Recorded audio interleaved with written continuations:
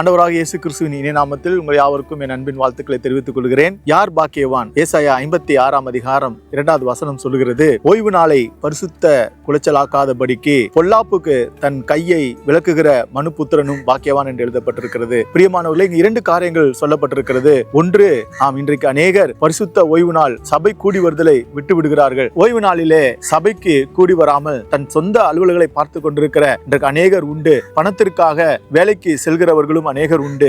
பிரியமானவர்களே, இன்றைக்கு அப்படி இராமல் பரிசுத்த ஓய்வு நாள் நமக்காக கொடுக்கப்பட்ட, ஆண்டவரால் நியமிக்கப்பட்ட ஒரு ஓய்வு நாளா இருக்கிறது. ஆராதனைக்குரிய ஒரு நாளா இருக்கிறது. அந்த நாளை நாம் பரிசுத்த குலைச்சலாக்கி போடாதபடிக்கு, அவர் நாமத்துக்கு கனவீனத்தை செலுத்தாதபடிக்கு நாம் அந்த பரிசுத்த ஓய்வு நாளை பரிசுத்தமாக ஆசரிக்க வேண்டியது நம்முடைய கடமையா இருக்கிறது. இன்னும் சிலர் ஆலயத்திற்கு காலதாமதமா வந்து கர்த்தரை கனவீனப்படுத்துகிறார்கள். அந்த நாளை பரிசுத்த குலைச்சலாக்கி போடுகிறார்கள். அப்படி இராதபடிக்கு கர்த்தர் நியமித்த அந்த நாளை நாம் பரிசுத்த ஒரு ஓய்வு நாளாக ஆசரிப்போமானால் நாம் பாக்கியவான்களா இருப்போம். அதனோடு கூட சொல்லப்பட்டிருக்கிறது, தன் கையை பொல்லாப்புக்கு விலக்குகிற மனுபுத்திரனும் பாக்கியவான் என்று.